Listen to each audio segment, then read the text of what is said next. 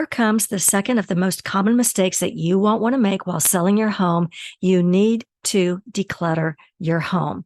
The smart seller, and I hope you consider yourself a smart seller, knows that by removing unwarranted clutter, it allows potential buyers to more easily visualize their own things in the house. While you live in your house day in and day out, it's like home to you, but it might be distracting for someone who wants to visualize their new life in your house. Now, for my own clients, I usually recommend that they make 3 passes: recycle, sell, and box up and store in the garage. And I'll tell you what I mean. The first pass through the home is to look for what my clients can throw out or recycle: old papers, magazines, craft supplies, toys, trophies, old clothing, shoes, and so on. What can be tossed? Also, go through the kitchen and throw out anything that is expired or almost empty. Spices are one of the biggest offenders. So that's the first pass: what can be tossed or recycled.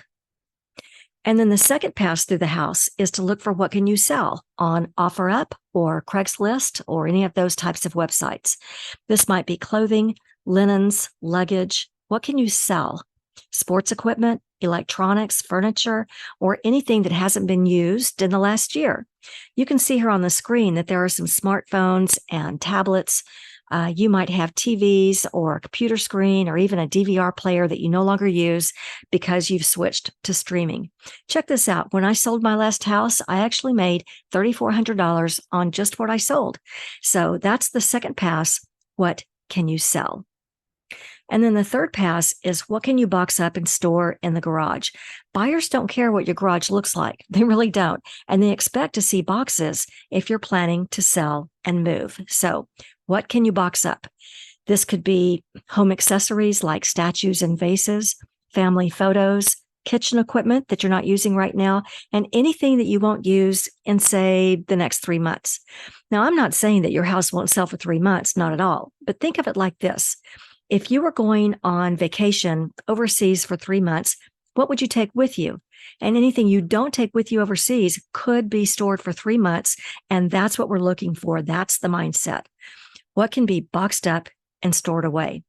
So with decluttering out of the way, now buyers can look through your home and feel that it's a home, but not have any clue at all that it's your home. That's what we're going for.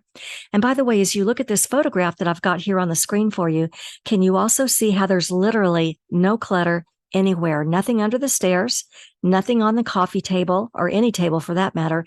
This is what allows buyers to imagine themselves in this space. All right.